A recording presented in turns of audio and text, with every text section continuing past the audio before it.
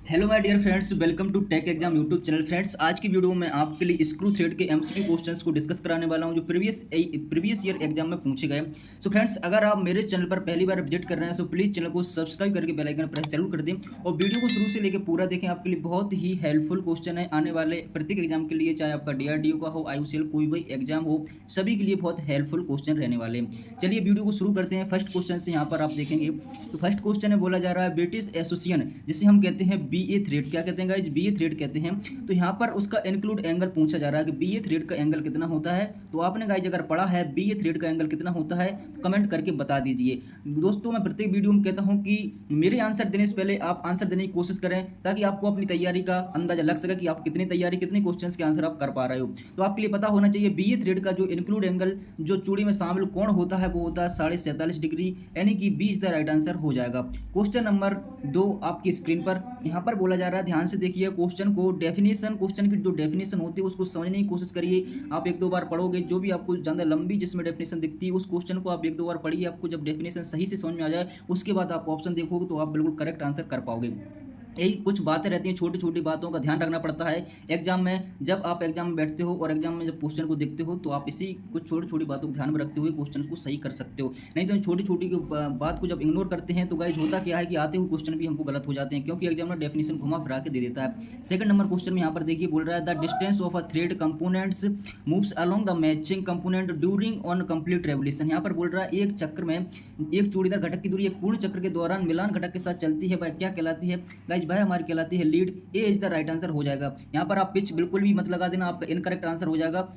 यहाँ पर अगर एक चूड़ी से दूसरी चूड़ी तक की बीच की दूरी पूछता तब हमारा पिच हो जाता, लेकिन ये कंप्लीट चक्कर में दूरी पूछ रहा है तो हमारा यहाँ पर लीड हो जाएगा। क्योंकि आपके लिए पता होगा कि हमारी जो चूड़ी होती है अलग अलग स्टार्ट की होती है, single start, double start, triple start. जैसे कि अगर डबल स्टार्ट थ्रेड है तो वहाँ पर होगा क्या कि एक चक्कर में जो हम एक चक्कर घुमाएंगे तो दो पिच के बराबर आगे बढ़ेगी, दूरी तय करेगी। इस प्रकार हमारा यहाँ पर आंसर हो जाएगा let A is the right answer हो जाएगा। क्वेश्चन नंबर 3, वीडियो पूरा देखें। जैसे आप वीडियो पूरा देखोगे आपको खुद पता लग जाएगा कितने हेल्पफुल क्वेश्चन है। वीडियो अगर आपको पसंद आता है तो वीडियो को लाइक जरूर करिएगा पूरा देखने के बाद। अगर पसंद नहीं आता तो डिसलाइक कर दीजिएगा, कोई बुराई नहीं है। कोई अगर डाउट है क्वेश्चन है तो कमेंट करके पूछ सकते हो।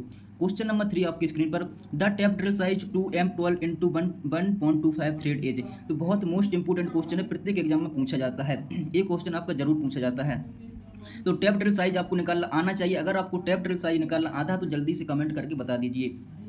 देखिए यहाँ पर 100% अगर टैप ड्रिल साइज आपसे नहीं पूछा जाता तो आप क्या कर सकते हो, डायरेक्ट ही जो हमारा डाया दिया रहता है उसमें से आप जो हमारी पिच दी रहती है उसको माइनस कर सकते हो, तो आपका टैप ड्रिल साइज निकल जाएगा। और नहीं तो आपको जब टैप ड्रिल साइज निकालना है तो यहाँ पर हमारा होता है टैप ड्रिल साइज बराबर D-2 into depth into pitch. यहाँ पर डेप्थ इंटू पिच हो जाएगी। तो यहाँ पर होगा क्या, जैसे कि डी हमारा कितना दिया गया है गाइज 12, यहाँ पर डी दिया गया है, माइनस हो जाएगा 2 यहाँ पर, और इंटू यहाँ पर डेप्थ जो होती है वो होती है हमारी 0.634 इंटू पिच हमारी दी गई 1.25 mm। ठीक है, इसका जब हम पूरा मल्टीप्लाई करेंगे यहाँ पर तो हमारे यहाँ पर आएगा 1.22 कुछ आ जाएगा, इसका मल्टीप्लाई करेंगे। और जब हम इसका इसमें मल्टीप्लाई करेंगे, आप भी निकालिएगा और जब आपका आंसर आए तो कमेंट कर दीजिएगा और आगे बढ़ जाइएगा। देखिए मैं यहाँ से निकाल के आपके लिए बता देता हूँ। तो यहाँ पर जब आप मल्टीप्लाई करोगे तो आपका कुछ 0.42 करके आएगा। ठीक है, और यहाँ से जो हमारा माइनस हमारा हो जाएगा 12 में से, तो आप यहाँ पर माइनस करोगे तो यहाँ पर 11.68 यानी कि हाँ 6 नहीं 58 आपका यहाँ पर आएगा, 58 यहाँ पर आएगा। ठीक है, तो 58 आपको ऑप्शन नहीं मिलता है। तब आपको करना क्या है, आपको जो मैंने अभी तरीका बताया था कि आपको डायरेक्ट 12 जो दिया है आपका जो डाया दिया है उसमें से आपको थ्रेड को माइनस कर देना है। तो जैसे आप माइनस करोगे तो आपका आएगा 10.8 यहाँ पर लगभग आएगा, लेकिन यहाँ पर 75 आएगा, 75 नहीं है तो 10.8 आपको ऑप्शन मिल जाता है। यहाँ पर हमारा B is the right answer हो जाएगा। यहाँ पर टैप ड्रिल साइज निकालने का एक और सूत्र होता है, वो क्या होता है कि जैसे जो हमारा डाया दिया है उसमें हम 0.08 का यहाँ पर मल्टीप्लाई कर देते हैं। 0.08 का हम जब मल्टीप्लाई करेंगे तो 12 8 96 होता है, यहाँ पर 96 होता है तो 9.8 भी हमारा निकल गया था, जो कि 60% सही होता है। ठीक है, इस प्रकार से आप टैप ड्रिल साइज निकाल सकते हो। आई होप कि आपको टैप ड्रिल साइज निकालना सभी तरीके से आ गया होगा। अगर आपको वीडियो पसंद आता है तो लाइक करें, शेयर करें, सभी दोस्तों हम शेयर करिएगा ताकि सभी दोस्तों को हेल्प हो सके। क्वेश्चन नंबर 4 आपकी स्क्रीन पर, is the straight side that connect the crest in root of the thread. चूड़ी की एक स्ट्रेट साइड जो होती है जो किस किस को कनेक्ट करती है, जो क्रेस्ट और रूट को कनेक्ट करती है। देखिए यहाँ पर मैं एक आपके लिए एक थ्रेड बना के दिखा देता हूँ। ये हमारी कुछ थ्रेड है मान लीजिए, तो इसे हम कहते हैं, क्या कहते हैं गाइज, क्रेस्ट कहते हैं, और इसे हम कहते हैं रूट, ठीक है, इसे हम कहते हैं रूट। अब यहाँ पर जो कनेक्ट कर रही, कौन सी लाइन कनेक्ट कर रही है, ये वाली लाइन हमारी कनेक्ट कर रही है, तो इस वाली लाइन को हम क्या कहते हैं, इस वाली लाइन को कहते हैं फ्लैंक। आपके लिए पता होना चाहिए, सब जितने भी भाग होते हैं थ्रेड के आपके लिए पता होना चाहिए, और जो एंगल पूछा जाता है वो इस यहाँ का एंगल पूछा जाता है, ठीक है। तो यहाँ पर हमारा एज द राइट आंसर हो जाएगा फ्लैंक। क्वेश्चन नंबर 5 आपकी स्क्रीन पर, the thread angle in egg में थ्रेड इज, एग में थ्रेड में कोण होता है, तो एग में थ्रेड का कोण कितना होता है, 30 डिग्री भी होता है, 29 डिग्री भी होता है। जब आपको दोनों यहाँ पर ऑप्शन मिलते हैं तो आपको 29 डिग्री लगाना है, D is the right answer हो जाएगा। 30 डिग्री होता है जो हमारा वो होता है ब्रिटिश में, और 29 डिग्री होता है जो होता है मीट्रिक में, ठीक है। क्वेश्चन नंबर 6 आपकी स्क्रीन पर, the distance I screw thread advance actually in on turn, एक घूर्णन में एक पेंच सूत्र अक्षीय रूप से कितनी दूरी तय करती है, तो कितनी दूरी तय करती है, देखिए यहाँ पर बोल रहा है एक घूर्णन में एक पेंच अक्षीय रूप से कितनी दूरी तय करता है, तो भैया वो करता है हमारा देखिए जब भी हम एक चक्कर लगाएंगे तो हमारे लीड के बराबर वहाँ पर दूरी तय करेगा, एज द राइट आंसर हो जाएगा। क्वेश्चन नंबर 7 आपकी स्क्रीन पर, यहाँ पर बोला जा रहा है the diameter of thread at which the thread thickness is equal to 1/2 of the pitch is turned, यानी सूत्र का बाह्य व्यास, थ्रेड का बाह्य व्यास जहाँ पर थ्रेड की मोटाई पिच का आधा हो उसे कहते हैं, उसे हम क्या कहते हैं गाइस, पिच का आधा क्या रहता है हमारा पिच डायमीटर, प्रभावी व्यास जिसे हम बोलते हैं। देखिए यहाँ पर मैं आपके लिए एक थ्रेड बना के दिखाऊँ, जैसे कि हमारा कोई कंपोनेंट है, इस पर हमारी ये थ्रेड कटी हुई है, कुछ इस प्रकार से थ्रेड कटी हुई है, ठीक है, यहाँ पर थ्रेड कटी हुई है, ये हमारी थ्रेड कट गई। अब क्या बोल रहा है, पिच का आधा होता है, पिच आपकी होती है यहाँ से लेके यहाँ तक पिच होती है, ठीक है। अब पिच का आधा जो हमारा प्रभावी व्यास जो होता है वो आधा इसमें से ले लेता है, आधा इसमें से ले लेता है, तो हमारा पूरा होता है, पिच का आधी दूरी ही आपकी इतनी प्रभावी व्यास के बराबर होती है, तो हमारा यहाँ पर 20 द राइट आंसर हो जाएगा। यहाँ पर फ्री हैंड ड्राइंग में शायद आपको समझ में ना आया हो, जब मैं डिजिटल बोर्ड पर आपको समझाऊंगा कभी, मैं जब डिटेल में क्लास लूँगा तो आपको अच्छी समझ में आ जाए, और आप गूगल पर सर्च करके भी एक बार फिगर देखोगे तो आपको समझ में आ जाएगा। क्वेश्चन नंबर 8 आपकी स्क्रीन पर, if turn the bolt lead clockwise, यहाँ पर head clockwise it gets tight and which this thread, यहाँ पर बोल रहा है किसी बोल्ट के हेड को, जब बोल्ट आपके लिए नट और बोल्ट में कंफ्यूज नहीं होना है, बोल्ट हमारा होता है, देखिए मैं यहाँ पर बना के बताऊँगा आपके लिए, ये हमारा होता है गाइज बोल्ट, ठीक है, ये हमारा होता है बोल्ट, और जो हमारा राउंड शेप में होता है वो हमारा होता है नट। तो यहाँ पर कह रहा है बोल्ट, यहाँ पर बोल रहा है कि बोल्ट हेड क्लॉकवाइज जब हम घुमाते हैं, क्लॉकवाइज घुमाते हैं तो उस पर कौन सी क्लॉकवाइज घुमाने में टाइट हो रहा है, जैसे हम इसे क्लॉकवाइज घुमा रहे हैं तो क्या हो रहा है गाइज, यहाँ पर टाइट हो रहा है, तो वहाँ पर हमारी कौन सी थ्रेड होगी, वहाँ पर हमारी हो जाएगी guys right word thread, right word thread. अगर इसमें आपसे पूछता कि अगर हम इसे एंटी क्लॉकवाइज घुमाते हैं तो हमारी हो जाती लेफ्ट हैंड थ्रेड हमारी हो जाती है, तो यहाँ पर इज द राइट आंसर हो जाएगा। अगर कोई डाउट है, क्वेश्चन है तो कमेंट करिए, अगर आपको लगता है कुछ गलत है तो कमेंट करके पूछ सकते हो, उसका आंसर आपको जरूर मिलेगा। क्वेश्चन नंबर 9 आपकी स्क्रीन पर, for a single start thread the lead is equal to, एक बात और बता दूं, आप कमेंट कर देते हो कि सर इसका आंसर ए नहीं होगा, ए होगा, तो एक बार आप खुद अपने से रिसर्च करके देखिएगा कि आंसर वो सही है कि गलत है। आप वैसे ही कमेंट कर देते हो कि सर इसका आंसर ए नहीं होगा, ए होगा, तो एक बार खुद रिसर्च करके देखिए, उसके बाद ही कमेंट किया करिए। फालतू ऐसे कमेंट मत करना कि आप सही आंसर को भी गलत आंसर बता रहे हो, मैंने कुछ कमेंट में ऐसे देखा है। खुद आप एक बार बुक में चेक कीजिए या रिसर्च कीजिए, गूगल पर सर्च कीजिए, उसके बाद ही कमेंट करिएगा। मैं पूरे आंसर 100% सही देने की कोशिश करता हूँ, अगर भूल से कोई गलत आंसर दे देता हूं तो उसका आप मैं कमेंट का रिप्लाई में मेंशन कर देता हूं कि इसमें ये गलत है, ये सही है, ठीक है। आई होप कि आपको समझ यहाँ तक आ गया हो। Question number 9, for a single star thread the lead is equal to, तो पिच के बराबर हमारी लीड होगी, सिंगल स्टार थ्रेड है, अगर डबल स्टार थ्रेड होती तो हमारा होता 2 टाइम्स ऑफ पिच, अगर ट्रिपल स्टार थ्रेड होती तो हमारा होता 3 टाइम्स पिच। यहाँ पर आपको मिल जाता है पिच के बराबर, तो सी इज द राइट आंसर हो जाएगा। क्वेश्चन नंबर 10 आपकी स्क्रीन पर, बहुत अच्छे क्वेश्चन हैं, वीडियो को पूरा देखें, बिल्कुल भी इसका मत करना, अगर आप स्किप करते हो तो आपके क्वेश्चन स्किप हो सकते हैं। Is a sort of bolt without head, it is both end are thread but there is a plain portion also between the 2 threads. यहाँ पर बोल रहा है कि एक विदाउट हेड का, यहाँ पर एक विदाउट हेड का आपका बोल्ट है, उसमें उसके ऊपरी सिरे पर और निचले सिरे पर क्या किया गया है गाइज, थ्रेड को काटा गया है, ठीक है, और बीच का जो पोर्शन है उसमें समतल छोड़ा गया, तो उसे हम क्या कहते हैं, यहाँ पर स्टड कहते हैं। C is the right answer आपका हो जाएगा। स्टड हमारा होता है, तो स्टड जो हमारा होता है उसके निचले एंड पर भी थ्रेड कटी होती है, ऊपरी एंड पर भी थ्रेड कटी होती हैं। एक एंड जो होता है मेटल एंड कहते हैं, एक को कहते हैं नट एंड, जिसमें हम नट को लगाते हैं उसे कहते हैं नट एंड, जो हम मेटल में लगाते हैं, कोई पार्ट में लगाते हैं उसे कहते हैं मेटल एंड। जो हमारा मेटल एंड जो होता है वो लंबा होता है, और नट एंड होता है जो छोटा होता है, और बीच का पोर्शन पकड़ने के लिए आपका प्लेन रखा जाता है। आई होप कि आपको स्टड के यहाँ पर में आ गया होगा। क्वेश्चन नंबर 11 आपकी स्क्रीन पर, A tap is broken at the surface of the workpiece. This broken tap can be removed by, तो हम यहाँ पर टैप हमारा टूट गया है, सतह सतह से टैप टूट गया है, इस टूटे हुए टैप को किसके द्वारा निकाल सकते हैं? तो सबसे अच्छी जो टैप निकालने की विधि है वो है टैप एक्सट्रैक्टर। क्या है? टैप एक्सट्रैक्टर हमारी सबसे अच्छी विधि है। सी इज द राइट आंसर हो जाएगा। यहाँ पर हम पंच से भी टैप को निकाल सकते हैं, टैप एक्सट्रैक्टर से भी टैप को निकाल सकते हैं, वेल्डिंग से भी टैप को निकाल सकते हैं। अगर यहाँ पर ऑल ऑफ द एबव होता तो हमारा वो भी सही आंसर हो जाता। ध्यान रखना, मैंने जैसे जैसे एग्जामिनर क्वेश्चन बनाता है सभी क्वेश्चन को बताता चल रहा हूँ, तो आपको कंफ्यूजन नहीं होना, चाहे आपका ऑप्शन चेंज करके दे, चाहे आपकी डेफिनेशन चेंज करके दे। यहाँ पर लेकिन हमारा हो जाएगा, जैसे ऑल ऑफ दीज आपको नहीं मिलता है तब आपको हो जाएगा tap extractor is the right answer हो जाएगा। ठीक है, क्वेश्चन नंबर 12 आपकी स्क्रीन पर। क्वेश्चन नंबर 12 है, विच one of the following can not be used for locking of a bolt. Bolt को लॉक करने के लिए किसका उपयोग नहीं करते हैं? तो स्पिनर का उपयोग हम बोल्ट को लॉक करने के लिए नहीं करते हैं। D is the right answer हो जाएगा।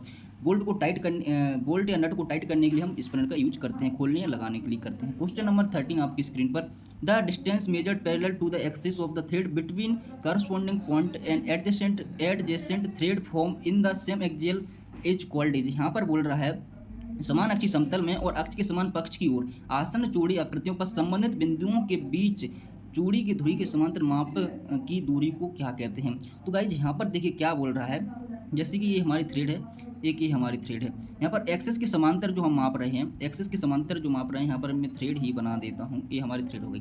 ठीक है, यहाँ पर बोल रहा है कि यहाँ पर बोल रहा है समांतर धुरी के समांतर माप की दूरी को क्या कहते हैं? ये हमारे यहाँ पर एक्सिस हो जाती है, एक्सिस हो गई। अब धुरी के समांतर अब हम जब दूरी को मापेंगे तो उससे क्या कहते हैं? ठीक है, उससे देखिए क्या कहते हैं, बहुत ही अच्छा क्वेश्चन है, क्वेश्चन को ध्यान से पढ़िएगा। तो जैसे कि यहाँ से और यहाँ तक की हम दूरी को मापेंगे उससे क्या कहते हैं? पिच या पिच ऑफ द थ्रेड। यहाँ पर हम क्या कहते हैं? पिच ऑफ द थ्रेड या चूड़ी का अंतराल। तो यहाँ पर D is the right answer हो जाएगा। देखिए आपको डेफिनेशन कैसी घुमा रहा है, डेफिनेशन अगर आप समझ लोगे तो आराम से आप क्वेश्चन का आंसर दे सकते हो। बस आपको डेफिनेशन समझने की जरूरत है कि एक्सेस के समांतर बोल रहा है या एक चिन्ह से तो दूसरी चूड़ी की ओर, या डायरेक्ट पूछता तो आप आंसर लगा दोगे। लेकिन आपको यहाँ पर देखिए कितना घुमाया जा रहा है। यहाँ पर देखिए डेफिनेशन आप पढ़ेंगे तो यहाँ पर बोला समान अक्षीय समतल में और अक्ष के समान पक्ष की ओर आसन्न चूड़ी आकृतियों पर संबंधित बिंदुओं के बीच चूड़ी की धुरी के समांतर की दूरी को कहते हैं। अब आप तो कंफ्यूज जाओगे इतनी बड़ी डेफिनेशन पढ़ते पढ़ते क्या पूछ रहा है। सीधी सी मैंने यहाँ पर बताया कि ये हमारी कोई थ्रेड है, ठीक है, ये हमारी थ्रेड है, ये हमारे यहाँ पर एक्सेस हो गई। इसके समांतर ही हम दूरी को एक थ्रेड से दूसरी थ्रेड की बीच की दूरी और इसके समांतर ही हम माप रहे हैं, जिसे हम कह देंगे पिच ऑफ द थ्रेड। यहाँ पर आपका D is the right answer हो जाएगा। ठीक है, क्वेश्चन नंबर 14 आपकी स्क्रीन पर, is a blank is a screw use to prevent relative motion between two rotating parts. एक पेंच है जिसका प्रयोग तो घूर्णन भागों के बीच सापेक्ष गति को रोकने के लिए यूज किया जाता है। आपने पढ़ा होगा सेट स्क्रू, ग्रैब यहाँ पर, और पढ़ा होगा ग्रब स्क्रू। यहाँ पर जो सेट स्क्रू जो होते हैं गाइज, जो हमारी पुली और हब और पुली होता है उसके बीच हम सेट स्क्रू का यूज करते हैं, जिससे कि वो दोनों आपस में कनेक्ट होकर चलें। यहाँ पर रोकने के लिए यूज किया जाता है। यहाँ पर सी इज द राइट आंसर हो जाएगा। आपने सेट स्क्रू देखे होंगे, कुछ मैं यहाँ पर बनाऊँ तो बहुत छोटे से होते हैं ये पेन, यहाँ पर आपके नुकीले टाइप होते हैं, वो उसमें यहाँ पर थ्रेड कटी होती है, यहाँ पर बोल्ट बना यानी हेड बना होता है। इस प्रकार आपके ये सेट स्क्रू होते हैं, छोटे छोटे होते हैं। क्वेश्चन नंबर 15 आपकी स्क्रीन पर देखिए, जो भी आपको समझ में ना आए उसका एक बार आप फिगर बुक में या गूगल पर देख लीजिए तो आपको अच्छे से समझ में आएगा, दिमाग फिट हो जाएगा, तो आप कभी भी नहीं भूलोगे। यहाँ पर बोल रहा है विच is the formula is calculate depth size. अभी मैंने बताया था कि d-2 इंटू डेप्थ और इंटू पिच होता है। इसमें पिच किसी में जिक्र नहीं किया गया किसी भी ऑप्शन में, तो यहाँ पर हमारा हो जाएगा टेप ड्रिल साइज बराबर मेजर डायमीटर। ध्यान रखना मेजर डायमीटर होता है, किसी में दे देता है माइनर डायमीटर, आपको कंफ्यूज नहीं होना है। जो हमारा दिया रहता है ऐसे कि M12 या M15 जो भी होता है, ये होता है हमारा मेजर डायमीटर। यहाँ पर हो जाएगा मेजर डायमीटर -2 इंटू डेप्थ। ठीक है, यहाँ पर प्लस दिया इसलिए गलत हो जाएगा, यहाँ पर इंटू दिया इसलिए गलत हो जाएगा, यहाँ पर प्लस दिया इसलिए गलत हो जाएगा। Option number 20 the right answer हो जाएगा। क्वेश्चन नंबर 16 आपकी स्क्रीन पर, which is the vertical distance from crest to the root. Crest से रूट तक की वर्टिकल डिस्टेंस एकदम पूछा है तो उसे क्या कहते हैं? उसे कहते हैं हम डेप्थ यानी कि गहराई कहते हैं। क्वेश्चन नंबर 17 आपकी स्क्रीन पर, 17 में बोल रहा है भाई centre screw is provided in the die stock. जो आपका डाई स्टॉक होता है, केंद्र स्क्रू को डाई स्टॉक में जो केंद्र स्क्रू होता है सेंटर स्क्रू क्यों प्रदान किया जाता है? तो जो सेंटर स्क्रू आपका प्रदान किया जाता है वो किया जाता है to adjust the depth of cut. ठीक है, जैसे कि अपना एक डाई स्टॉक या डाई है, यहाँ पर एक सेंटर स्क्रू होता है और यहाँ पर आपका साइड में भी 2 स्क्रू होते हैं। ठीक है, ध्यान समझ लीजिएगा, थोड़ा सा कंफ्यूजन वाला क्वेश्चन इसलिए मैं समझाने की कोशिश कर रहा हूँ आपके लिए, अगर समझ सको तो समझिएगा। देखिए यहाँ पर हमारा जो सेंटर स्क्रू होता है, इससे हम क्या क्या करते हैं गाइज, यहाँ पर हमारी डाई लगी होती हैं, कुछ इस प्रकार से डाई यहाँ पर लगी होती हैं। यहाँ पर देखिए, यहाँ पर हमारी डाई लगी होती है, 3 पार्ट होते हैं डाई की, इसमें थ्रेड कटी होती है, इसमें थ्रेड टाइप कटी होती हैं, जिससे क्या होता है हमारे जो पार्ट में हम थ्रेड काट सकते हैं। अब यहाँ पर हमारा ये हो गया सेंटर स्क्रू, ठीक है, ये हमारा सेंटर स्क्रू है। इससे हम कट की गहराई को एडजस्ट कैसे करते हैं, ये भी आपसे क्वेश्चन पूछा जाता है कि जब हम डाई में लगे सेंटर स्क्रू को कसते हैं तो हमारी कट की जो गहराई है कम बनेगी, ज़्यादा बनेगी, या वहाँ पर क्या होगा, जो इसका व्यास है, जो इसका व्यास कम होगा या ज़्यादा होगा। तो देखिए होता क्या है, जब भी हम स्क्रू को यहाँ पर टाइट करते हैं, देखिए यहाँ पर जो एक, देखिए थोड़ा सा मैं सही से बना देता हूँ ताकि आपको अच्छी समझ आ जाए, बड़ा सा यहाँ पर देखिए, ये हमारा सेंटर स्क्रू हो गया, ठीक है, ये हमारा सेंटर स्क्रू लग गया।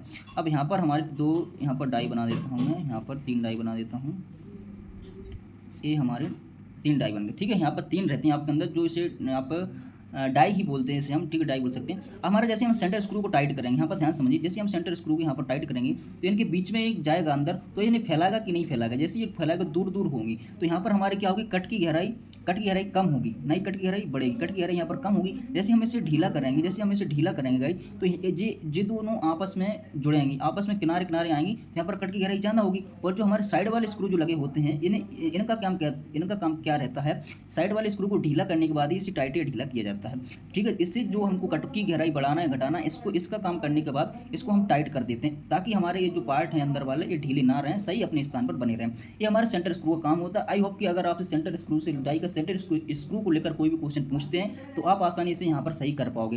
यहाँ पर हमारा इज द राइट आंसर हो जाएगा। क्वेश्चन नंबर 17 से 18 की ओर बढ़ते हुए, यहाँ पर देखिए 18 आपका यहाँ पर क्या बोल रहा है ये देखिए, बहुत सिंपल क्वेश्चन है। Die is made of, die किसकी बनी होती है, तो जनरली कटिंग टूल हमारे हाई कार्बन स्टील के बने होते हैं, C is the right answer हो जाएगा। क्वेश्चन नंबर 19 आपकी स्क्रीन पर बोल रहा है, which tool is used to rectify damage thread, जो हमारी डैमेज थ्रेड होती हैं उसको रिपेयर करने के लिए कौन सा टूल यूज किया जाता है। बहुत अच्छा क्वेश्चन है, कई बार पूछा गया है एग्जाम, बहुत मोस्ट इंपोर्टेंट क्वेश्चन है, तो वो होता है हमारा die nut, D is the right answer हो जाएगा। क्वेश्चन नंबर 20 आपकी स्क्रीन पर, क्वेश्चन नंबर 20 में बोल रहा है, बहुत अच्छा क्वेश्चन है, ध्यान से पढ़िएगा। Screw thread of different forms are available, screw thread different form में अवेलेबल हैं फॉर वेरियस यूज, विभिन्न यूजेस के लिए। For what is the trapezoidal thread use, trapezoidal thread का यूज कहाँ करते हैं गाइस, जैसे कि हमारे एक में थ्रेड हो गई, एक ट्रापोजोडियल थ्रेड है, तो ट्रापोजोडियल थ्रेड का यूज हम कहाँ करेंगे, जहाँ पर हमको बार बार खोलना लगाना पड़ता है, वहाँ पर हम ट्रापोजोडियल यूज करते हैं। देखिए आपको यहाँ पर मिल जाता है ऑप्शन नंबर सी में, for easy engagement and disengagement during transmission के दौरान जोड़ने तथा अलग करने के आसान करने के लिए हम वहाँ पर ट्रापोजोडियल थ्रेड का यूज करते हैं, तो option number C is the right answer हो जाएगा। क्वेश्चन नंबर 21 आपकी स्क्रीन पर, the blank diameter used in thread rolling will be, चूड़ी की रोलिंग में प्रयोग किया जाने वाला ब्लैंक डायमीटर कौन सा होता है। तो आप यहाँ से, बहुत अच्छे क्वेश्चन है, ध्यान से पढ़िएगा, यहाँ पर ब्लैंक डायमीटर पूछा जा रहा है, तो यहाँ पर ऑप्शन में ए में मिल जाता है, आ little larger than the minor diameter of the thread, चूड़ी के लघु व्यास से थोड़ा सा बड़ा। बी में मिल जाता है आपको equal to pitch diameter of the thread, चूड़ी की पिच डायमीटर के बराबर, तो B is the right answer हो जाएगा। जो आपका पिच डायमीटर रहेगा उसी के बराबर आपका क्या रहता है, ब्लैंक डायमीटर रहता है, ठीक है। क्वेश्चन नंबर 22 आपकी स्क्रीन पर। अभी भी अगर आपको कोई भी सवाल है, कोई भी डाउट है, बेशक कोई कमेंट करिए, आपके कमेंट का आंसर जरूर मिलेगा, कोई टेंशन लेने वाली बात नहीं है, ठीक है। तो आप यहाँ से नेक्स्ट क्वेश्चन की ओर बढ़ते हैं। क्वेश्चन नंबर 22 आपकी स्क्रीन पर, यहाँ पर बोला जा रहा है, एक अंध सुराख में चूड़ी काटने के लिए बहुत most popular and important question है, ब्लाइंड होल में थ्रेड काटने के लिए किस टेप का यूज करते हैं। तो ब्लाइंड होल में थ्रेड काटने के लिए हम करते हैं थाइड टेप या बॉटमिंग टेप जिसे हम बोलते हैं, तो B is the right answer हो जाएगा। इसका प्रयोग क्यों करते हैं, इसका प्रयोग इसलिए करते हैं क्योंकि इसकी जो लीड होती है, जो इसका, देखिए यहाँ पर जो टेपर थ्रेड जो होते हैं उसी प्रकार से हम टेप को पहचानते हैं और उसी प्रकार से उनका काम अलग अलग होता है। तो जो हमारा बॉटमिंग टेप जो होता है उसमें जो थ्रेड जो टेपर होती हैं वो 1 से 1.5 थ्रेड टेपर होती हैं। तो बॉटमिंग टेप से ही हम जो हमारा ब्लाइंड डायमीटर, जो हमारा ब्लाइंड होल है उसके अंदर तक हम चूड़ी बना सकते हैं। और फर्स्ट टेप का हम टेपर टेप का यूज इसलिए नहीं करते क्योंकि उसकी 6 से 7 चौड़ी होती हैं जो टेपर होती हैं, यानी पूर्ण गहराई में नहीं बनी होती। अगर हम फर्स्ट टेप का यूज करते हैं तो हमारा जो ब्लाइंड होल है उसकी पूरी गहराई तक थ्रेड नहीं बन पाएंगी, और इसी कारण हम मीडियम टेप का भी यूज नहीं करते हैं, जैसे हम सेकंड टेप बोलते हैं, क्योंकि उसकी भी 3 से 4 चूड़ी टेपर रहती है, तो उससे भी पूर्ण गहराई में चूड़ी नहीं बन पाएगी। बॉटमिंग टेप में 1 से 1.5 चूड़ी हमारी क्या रहती है, टेपर रहती है, ग्राइंड रहती है, जिससे हम उसे पूर्ण गहराई में बना सकते हैं। क्वेश्चन नंबर 23 आपकी स्क्रीन पर, क्वेश्चन नंबर 23 है, a screw thread that transmission power and has its face nearly at right angles to the major axis, वह स्क्रू चूड़ी जो शक्ति संचार करती था इसका पृष्ठ दीर्घ अक्ष से समकोण पर होता है भैया, कौन सी चूड़ी होती है, तो वो हमारी होती है स्क्वायर थ्रेड। कौन सी होती है? स्क्वायर थ्रेड होती है। सी इज द राइट आंसर हो जाएगा। क्वेश्चन नंबर 24 आपकी स्क्रीन पर। यहाँ पर बहुत अच्छा क्वेश्चन है गाइज, बहुत यूनिक क्वेश्चन है, ध्यान से पढ़िएगा। Which one of the following abbreviation is use to specify an Acme thread. यहाँ पर एक्मे थ्रेड को स्पेसिफाई किस प्रकार से करते हैं, तो मैंने अभी आपके लिए बताया कि एक्मे थ्रेड एक हमारे ट्रापोजोडियल थ्रेड है।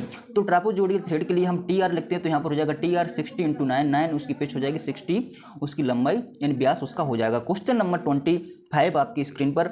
In a screw thread the top surface joining two adjacent side of the thread called. पैच चूड़ी में चूड़ी का ऊपरी सतह जो सन्निकट पार्श्व को जोड़ता है, ऊपरी सतह, अभी मैंने बताया था कि ऊपरी सतह को क्रेस्ट कहते हैं, निचली सतह को रूट कहते हैं, और जोड़ने वाली रेखा को कहते हैं हम फ्लैंक। तो ऊपरी सतह पूछ रहा है, ऊपरी सतह को क्या कहते हैं? Crest. D is the right answer हो जाएगा। क्वेश्चन नंबर 26 आपकी स्क्रीन पर।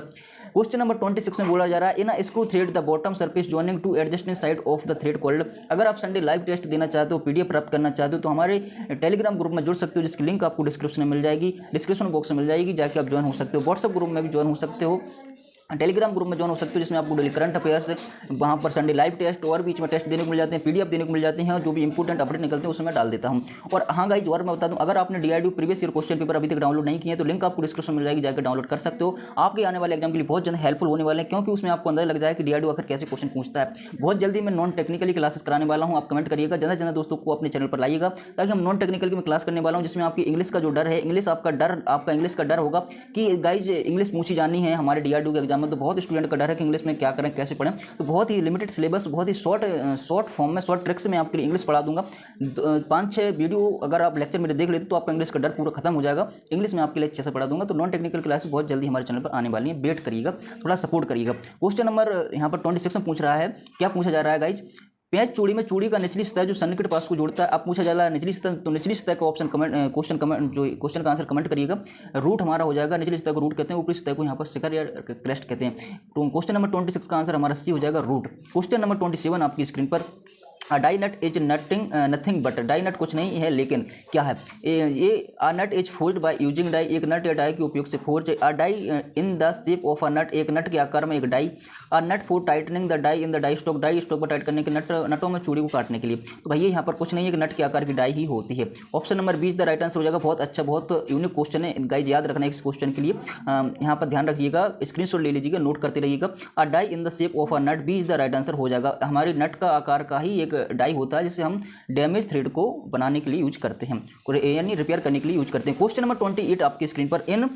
In four start thread screw is lead is 16 mm, the pitch is. यहाँ पर 4 आरम 4 स्टार थ्रेड है, जिसकी लीड दी गई है 16 mm। यहाँ पर पिच पूछ रहा है, तो यहाँ पर हम 4 का भाग लगा देंगे। जब हम 4 का भाग लगाएंगे 16 में, तो हमारा 4 निकल के आ जाएगा पिच। तो 4 is the right answer. Option number 20 the right answer हो जाएगा। क्वेश्चन नंबर 29 आपकी स्क्रीन पर पूछ रहा है, this type of tape displace the material instead of cutting while threading. चूड़ी काटते समय इस प्रकार का टेप मटेरियल को काटने के स्थान को विस्थापित करता है। देखिए भाई, कौन सा टेप है जो मटेरियल को काटता नहीं बल्कि धातु को विस्थापित करके उसमें थ्रेड बना देता है, उसे हम कहते हैं thread forming tape. D is the right answer हो जाएगा। टेप कई प्रकार के होते हैं, gas tape, thread forming tape. तो जब मैं डिटेल लेक्चर कराऊंगा तो आपको उसमें क्लियर करा दूंगा, आप भी थ्योरी से पढ़ ही सकते हो। जो भी आपके पास थ्योरी बुक है, चाहे रॉयल की हो, चाहे निमी की हो, चाहे एशियन की हो, एक बार आप चैप्टर पढ़ लीजिए, उसके बाद एमसीक्यू क्वेश्चंस को आप लिख लीजिए, रिवीजन कर लीजिए, तो आपको अच्छे से चैप्टर कंप्लीट हो जाएगा। क्वेश्चन नंबर 30 आपकी स्क्रीन पर। मैं ये नहीं कह रहा हूँ कि आप जो मेरी एमसीक्यू जो क्वेश्चन में कराता हूँ, ये वीडियो देख के आपको सब कुछ हो जाएगा।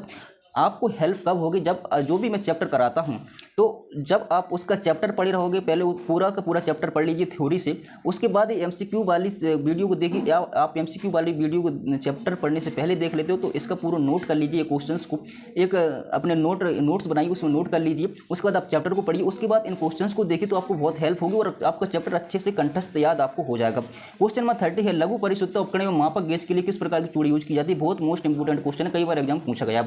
यानी कि लघु परिशुद्धता, यहाँ जैसे कि इलेक्ट्रिसिटी, जो मतलब इलेक्ट्रिकल कंपोनेंट होते हैं, और आपके प्रेसिजन कंपोनेंट होते हैं या प्रेसिजन मेजरमेंट कंपोनेंट होते हैं, उसमें हम किस चूड़ी का यूज करते हैं? वहाँ पर करते हैं बीए थ्रेड का यूज। यहाँ पर आपको मिल जाता है British association thread. BA thread का फुल फॉर्म होता है British association thread. Is the right answer हो जाएगा। क्वेश्चन नंबर 31 आपकी स्क्रीन पर बोल रहा है, the shank of a hand tap has 3 ring marked on then it is up. यहाँ पर बोल रहा है कि जो हमारे टैप होते हैं उनमें 3 रिंग बनी होती हैं। एक टैप है जिसमें 1 रिंग बनी हुई है, तो उस टैप को हम क्या कहेंगे भैया? फर्स्ट टैप कहेंगे। जिसमें 2 रिंग बनी रहेंगी उसको हम कहेंगे भैया इंटरमीडिएट टैप, और जिसमें 3 रिंग बनी रहेंगे उसको हम कहते हैं बॉटमिंग टेप या थर्ड टेप जिसे बोलते हैं। क्वेश्चन नंबर 32 आपकी स्क्रीन पर। The other name of taper tape, taper tape का अन्य नाम क्या है भैया? टेपर टेप का अन्य नाम एक रफर टेप भी हम इसे कह देते हैं।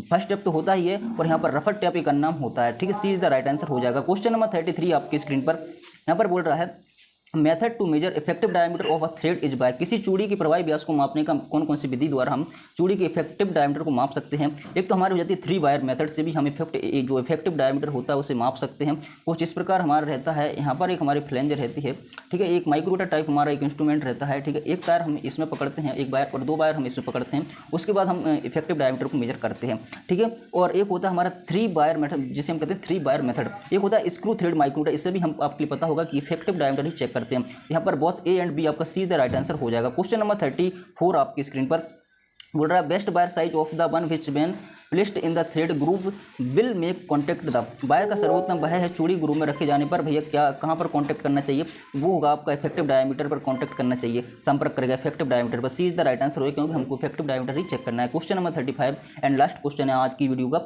आई होप कि आपको वीडियो यहाँ तक देखने के लिए बहुत बहुत धन्यवाद, और आपने अगर वीडियो को अभी तक लाइक नहीं किया तो लाइक कर लीजिएगा।